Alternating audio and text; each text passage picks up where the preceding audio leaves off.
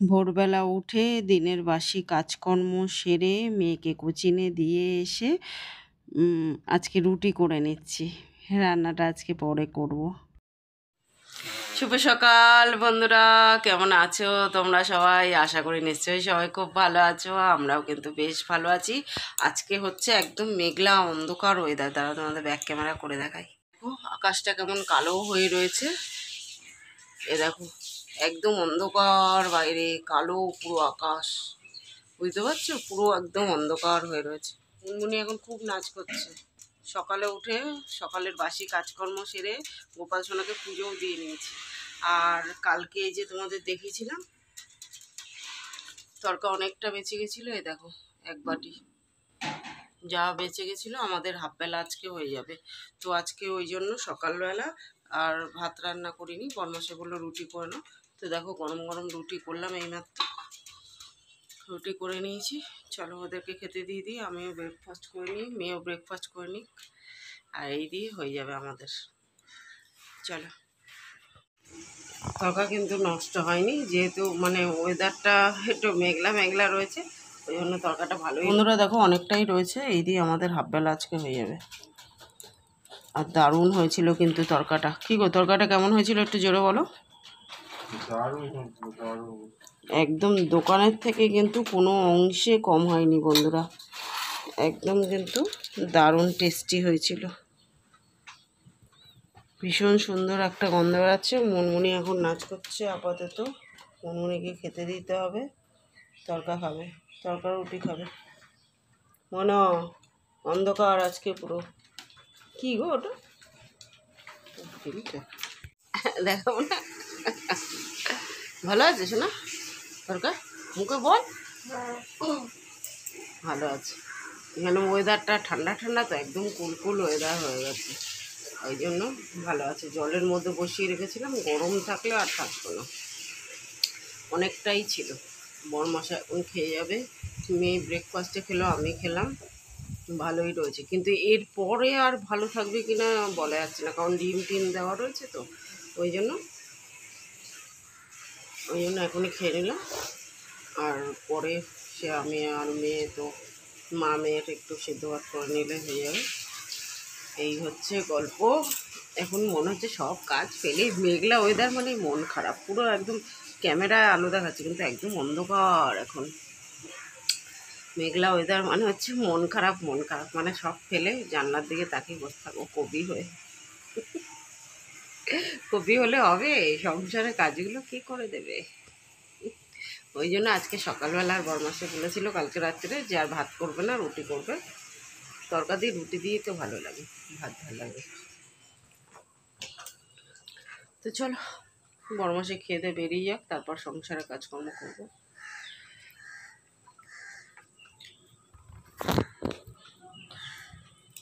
কি গো, তরকারিটা ভালো আছে না খারাপ হয়ে গেছে? ভালো আছে। ভালো আছে? ভালো হয়েছিল কালকে? হ্যাঁ, বুঝতেই পারিনি, দোকান থেকে এনে খাচ্ছি না, তৈরি করা। বাবা। তো বন্ধুরা দেখো এদিকে ভাত বসিয়ে দিয়েছি, ভাত হচ্ছে, আর এদিকে চিংড়ি ভাপা হচ্ছে, চিংড়ি ভাপা পুরো ডান।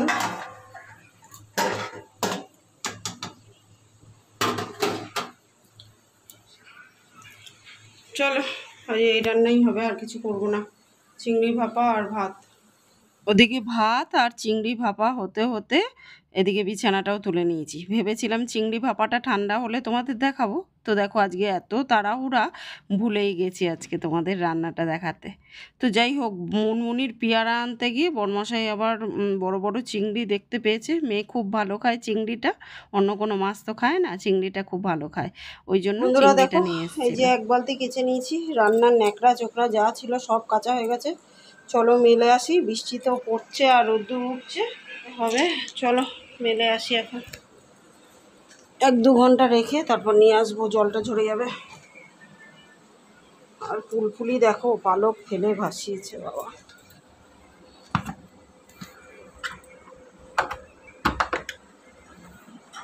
মেলা হয়ে গেছে দেখো, আর এখন ঝিরঝির করে বৃষ্টিও নেমে পড়লো।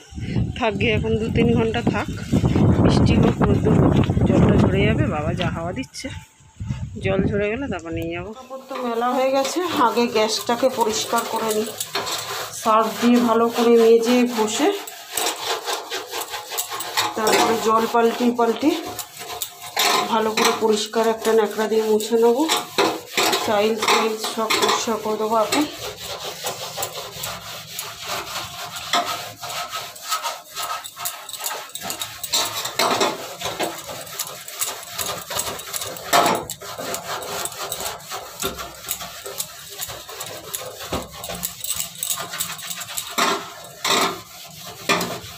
এত ইঁদুর হয়েছে না, ইঁদুরগুলো রান্না করতে করতে গ্যাসের ওপর দিয়ে উঠে পালাচ্ছে বলো, এত পরিমাণে ইঁদুর হয়েছে। এই সার্ফ দিয়ে ভালো করে মুছে জল পাল্টি মুছলে না টাইলসগুলো বেশ পরিষ্কার হচ্ছে, একদম ঝকঝকে তকতকে করছে, একটু দাগ তেল কাটছে, কিচ্ছু লাগছে না। এখানটা এত পরিমাণে অন্ধকার হয়ে রয়েছে না, ক্যামেরাটা স্ট্যান্ডে বসালে আর দেখতে পাবে না তোমরা। দেখো কীরকম পরিষ্কার হচ্ছে, দেখো যা দাগ আছে একটু সার্ফ দিয়ে ডলা দিলেই উঠে যাবে। এবার জল পাল্টি মুছে নিলে একদম পরিষ্কার পুরো। এ দেখো দাগগুলো উঠে যাচ্ছে, বুঝতে পারছো? এই যে দেখো,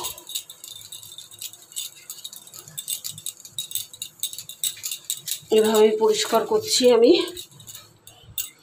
কোনো কাজ আসলে কেউ কাউকে হাতে ধরে শিখিয়ে দিতে পারে না, এক্সপেরিমেন্ট করতে নিজেকেই শিখে নিতে হবে যে কোন কাজটা কিভাবে করলে গুছিয়ে তাড়াতাড়ি হবে, ভালোভাবে হবে। লাইফ ইজ টোটাল এক্সপেরিমেন্ট করতে জীবন কেটে যাবে। চলো পুরোটা করে নিয়ে দেখাচ্ছি তোমাদের বন্ধুরা। দেখো বেশ পরিষ্কার হয়েছে, বুঝতে পারছো? এইটা আর এইটার মধ্যে পার্থক্য দেখো। পুরোটাই করে দিই ঝকঝকে তকতকে। তো দেখো সার্ফ দিয়ে ভালো করে মুছে 2বার করে জল পাল্টি মোছা হয়ে গেছে। এটা হচ্ছে 3য় বার ভালো করে পরিষ্কার করে শুকনো করে মুছে নিচ্ছি।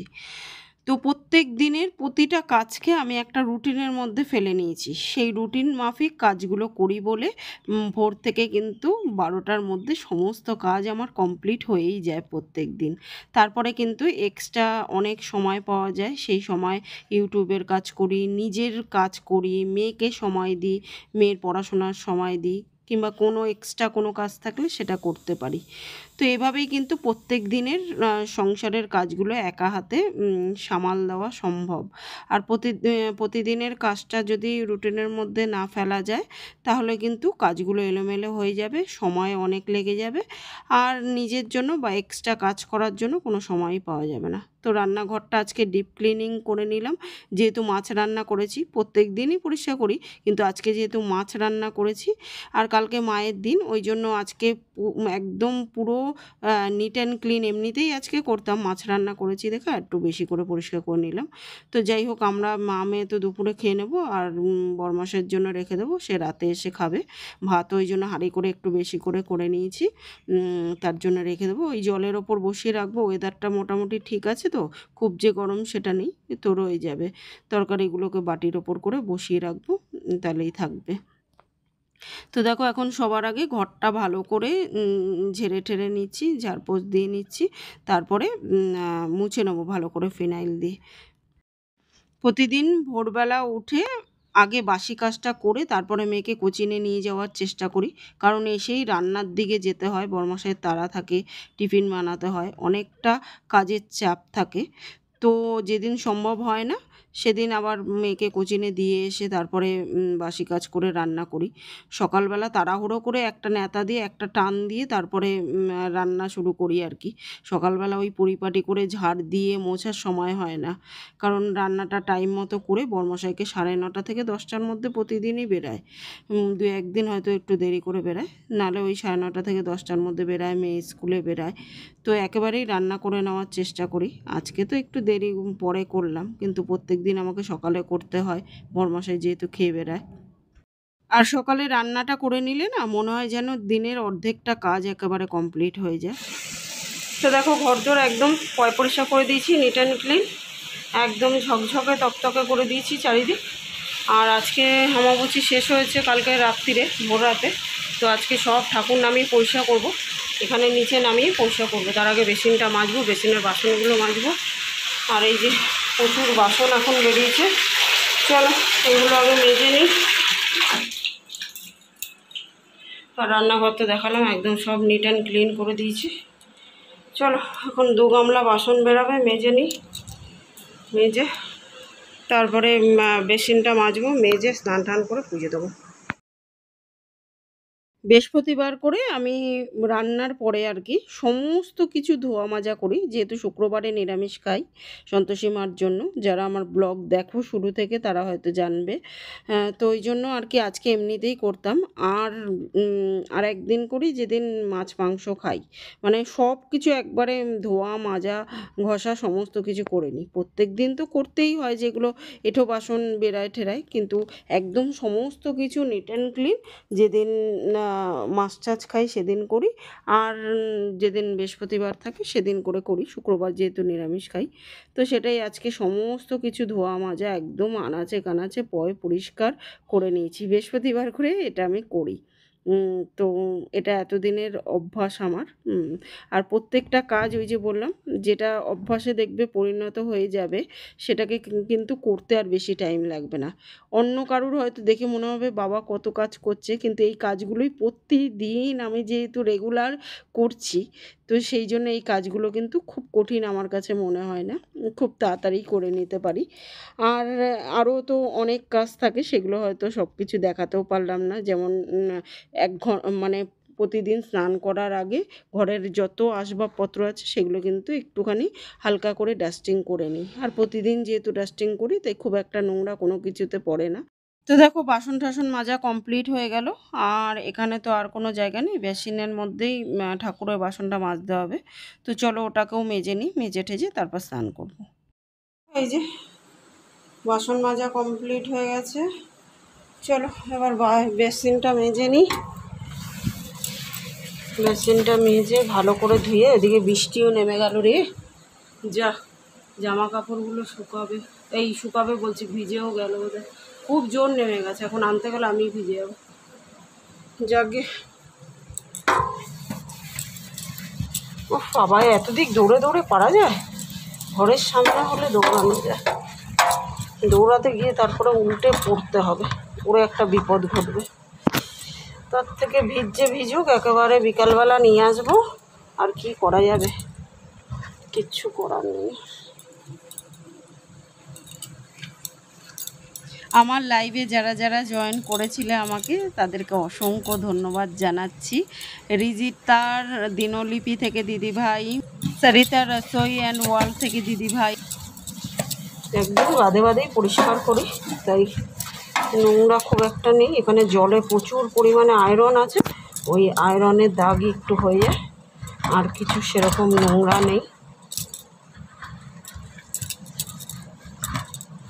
ঠাকুরের বাসন টাসন মাজবো, ঠাকুর নামিয়ে পরিষ্কার করবো, এখানটাই মাজবো, ওই জন্য ভালো করে মেজে নিচ্ছি। চলো ধুয়ে দিই ভালো করে। আর শ্রাবন্তী ব্লগ আরও যারা যারা ছিলে সবার নাম হয়তো আমার মনে নেই, তাদের প্রত্যেককে অসংখ্য ধন্যবাদ। সবাই খুব ভালো থেকো, সুস্থ থেকো, আর আমার তরফ থেকে অফুরন্ত ভালোবাসা থাকবে। বন্ধুরা দেখো ঠাকুরের এখানটা সব নামিয়ে ভালো করে আগে ঝেড়ে নিয়েছি, ঝেড়ে ঠেড়ে তারপরে মুছে নিলাম। আর আকাশের অবস্থা দেখো, এই সবে মানে জামা কাপড়গুলো বেসিনটা মাজছিলাম যখন, এক চোট নেমে পুরো শুকিয়ে গেছিলো, জামা কাপড়গুলো ভিজে গেল। আর এখন দেখো একদম পরিষ্কার আকাশ, একদম ঝলমলে রোদ উঠে গেছে, দেখতে পাচ্ছ? কীরকম লাগতে হবে বলো, দৌড়ে গিয়ে ছাদ থেকে আনা যায়? যাই হোক, এখন একদম পরিষ্কার আকাশ হয়ে গেছে, রোদ ঝলমল করছে, প্রচণ্ড হাওয়া আসছে। এখন চুপ করো, এই জানলাটা বন্ধ করে দেবো, কারণ এখানটা ঠাকুর থাকে তো। মুছে দিলাম, একটু শুকিয়ে যাক। ও বাবা, মনমনি কি চিৎকার করছে এইসব নামাতে দেখে। আর ঠাকুর একদম নামিয়ে পরিষ্কার করে মুছে দিলাম। ইঁদুররা যা সব টেনে টুনে নিয়ে গেছিলো, জামা কাপড় গামছা পুরো কেটে কুটি কুটি করে ফেলেছে। বড় বড় ইঁদুর তো, ছোট ছোট না, বড় বড় ইঁদুর সব। ও যা গেছে সব টেনে টুনে বার করলাম। আর এখানে ইঁদুর পটি করে ভাসিয়েছিল, বাবারে বাবা। এই সব পরিষ্কার করলাম এতক্ষণ ধরে। চলো সব সাজিয়ে গুছিয়ে দিই এবার, তারপরে পূজা করব।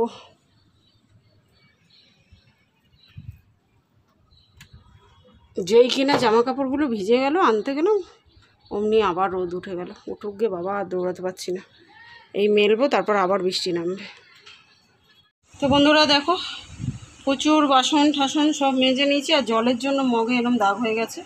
আমার বাড়িতে যাবো যখন, এগুলো সব পাল্টে নেবো। আর এখানে কিছু জামা কাপড়ও ছিল গোপালের, সেগুলো সমস্ত কিছু কেচেও নিলাম। প্রচুর বৃষ্টি হচ্ছে এখন, আবার বৃষ্টি হচ্ছে আর রোদ উঠছে, আজকে এরকম ওয়েদার। আর এই যে দেখো, গোপাল সোনাকে চান টান করিয়ে ধোয়া কাচা একটা জামা পরিয়ে দিয়েছি। কালকে রথযাত্রা, সামনের বছর নিজের ঘরে যদি বসতে পারো তখন নতুন জামা পরবে। এখন পুজো দেওয়া বাকি আছে, পুজো দিইনি। সবাইকে বসিয়ে দিলাম, সাজিয়ে গুছিয়ে একটু দেখিয়ে দিই তোমাদের, তারপরে পুজো করব। বাবা কি পরিমাণে যে ইঁদুরের পটি বেরোলো সে আর বলার মতো না, জানো বন্ধুরা। সমস্ত বাসন টাসন এখন মেজে পরিষ্কার করে নিলাম। চলো এবার পুজোটা দিয়ে নিই বাবারে। চলো পুজোটা করে নিই। অমাবস্যার পর তো সব ধোয়া কাচা করতে হয়, ওই জন্য করে নিলাম। কালকে রথযাত্রা, তাই না গপু? এই তো গপু সোনা।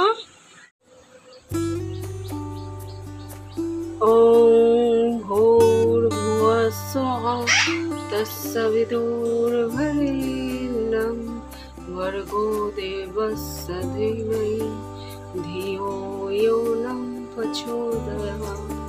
हरे कृष्ण कृष्ण कृष्ण हरे हरे, हरे राम राम राम। তো বন্ধুরা আজকের মতো এই পর্যন্তই। আবার দেখা হবে নতুন একটা দিনের সঙ্গে, নতুন একটা ব্লগ নিয়ে। ততক্ষণের জন্য সবাই কিন্তু খুব ভালো থেকো, সুস্থ থেকো।